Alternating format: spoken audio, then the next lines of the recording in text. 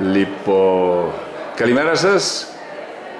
Είμαι στο γραφείο του Διευθυντή του κυρίου Σπανού μαζί με τον παλιό μου δάσκαλο και συγχωριανών και καλών εκπαιδευτικών κύριο Χάρη Αριστοδήμου, που σήμερα βρίσκεται στη σχολή μας και θα μας πει δύο λόγια για το πώς αισθάνεται και ποιος είναι ο λόγος της εδώ παρουσίας του.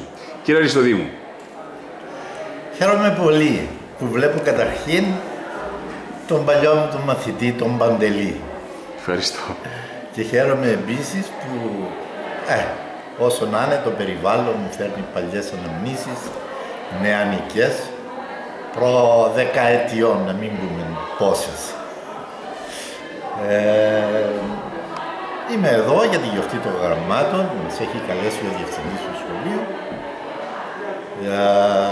Αισθανόμαστε πολύ ευτυχείς και θα δούμε το πρόγραμμα και πάλι θα πούμε ό,τι χρειάζεται να πούμε. Έχετε πάει πάνω στις τάξεις. Ναι, αυτό πολύ σημαντικό. Κάνοντας μια σύγκριση του τότε με το σήμερα, βλέπω μια τεράστια διαφορά, μεγάλη βελτίωση σε τα πάντα,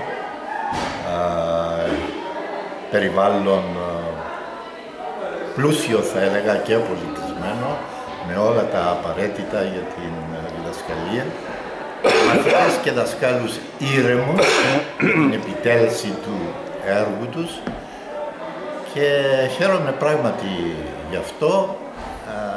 Λυπούμε μόνο που είναι κάπως περιορισμένος ο αριθμός των παιδιών. Ναι, είμαστε μόνο 100 φέτος. Ενώ τότε που ήμουν εγώ ήμασταν περίπου 200.